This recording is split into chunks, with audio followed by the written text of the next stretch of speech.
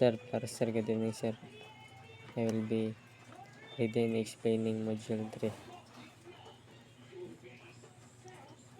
Development and process of making scientific theories. According to Freda Adler, theory is a statement that explains the relationship between abstract concepts in a meaningful way.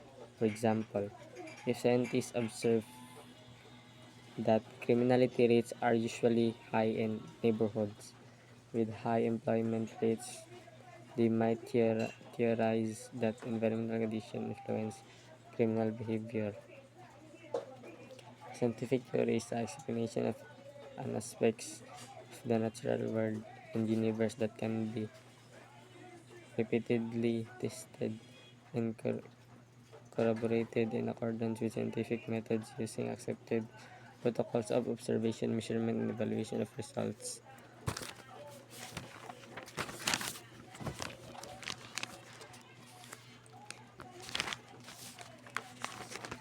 Social theory, defined as the systematic set of interrelated statements of principles that explain aspects of social life.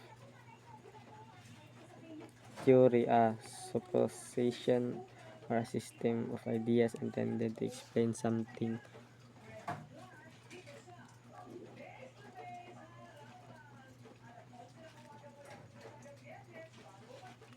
The following are the three stages of theory development. Speculative attempts to explain what is happening. Descriptive gathers descriptive data to describe what is really happening. Constructive revises old theories and develops new ones based on continuing research. The critical point relating to theory construction, it is purpose to predict. The main purpose of theory is to provide the means to develop mathematical, analytical, and descriptive models that predict counterintuitive, non-obvious, unseen, or difficult to obtain outcomes. The descriptive models to predict counterintuitive, non-obvious, unseen. The goal of criminology theory is to help one gain an understanding of crime and criminal justice. The second one is Module 5, Different School of Thoughts on Criminology. The first one is Classical School. The classical school developed during the Enlightenment is response to excessive and cruel punishment to crime. Cesar Beccaria argued for more humanitarian forms of punishment and against physical punishment and the death penalty. He believed that punishment should fit the crime and not be excessive. The second one is Neoclassical. The Neoclassical schools emergent in large part of remedy some of the problems created by the classical school, according to Taylor Walton and Yua. Contradictions in classicism presented themselves in universal penal measures in day-to-day practice. The third one is Positivist school. The positivist school opposed the classical school's understanding of crime. All people different and those vary in their understanding of right and wrong. This need to be a barometer for punishment. The person not crime should be punished.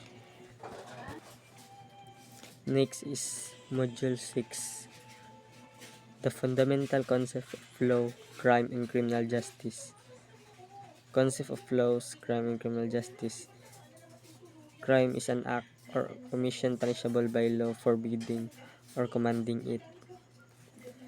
Based on the theory of logomachy, there is no crime if there is no law punishing such an act. That is why it is very important for us to define first what is law is all about.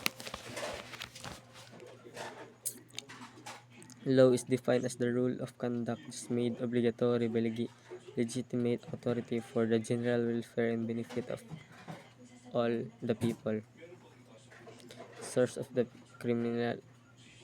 Philippine Criminal Law, the Revised Penal Code Act number 3815, and special penal laws passed by the Philippine Commission, and penal presidential decrees issued martial law.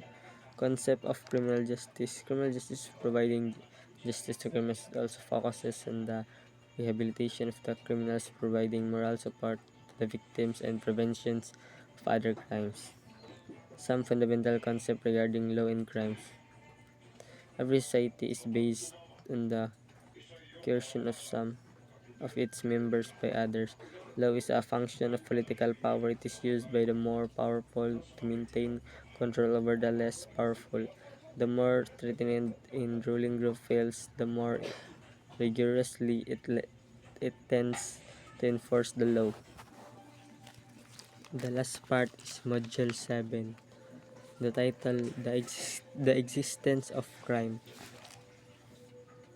Crime is an crime, the intentional commission of an act usually deemed socially harmful or dangerous and specially defined, prohibited, and punishable under criminal law. It also refers to an act or commission in violence of public law forbidding or commanding it. Crime may be offense when it is punishable by special laws. Violation of special laws are generally referred to as malum prohibitum.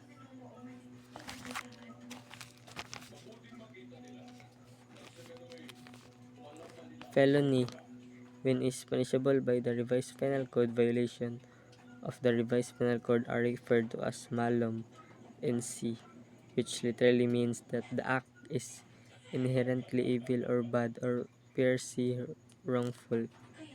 Misdemeanor, when it violated an ordinance. Approaches in study of existence of crime. Number one is biological, the second is psychiatric, the third is psychological, and the fourth is sociological, and the fifth is geographical, and the sixth is demographical, and the seventh is epidemiological, and the eighth is ecology, and the ninth is economic, and the tenth is victimology. Biological, it means it believes that criminal behaviors inherited or identified through physical characteristics of criminals. Psychiatric is it believes that crime is caused by mental disease and mental disorders. Psychological, it believes that crime is caused by behavioral disorders. Sociological, it believes that crime is a result of social factors. Criminality results by the failure of properly socialized individuals by unequal opportunities between groups. Geographical, it believes that location of a person triggers criminal behavior. Demographical, it believes that population composition has relationship in the existence of criminality. Epidemiological, it believes that crime is transmitted within the population, that people may also commit crimes that are perpetrated by people among the population. Ecology studies criminal in the relationship to competition, social discrimination, division of labor, social conflicts, and interaction of people in their environment. Economic explains about the relationship of criminality based on the distribution of wealth or resources in the community. Victimology studies the role of victim in the crime. It explains how people are being victimized. That's all. Thank you.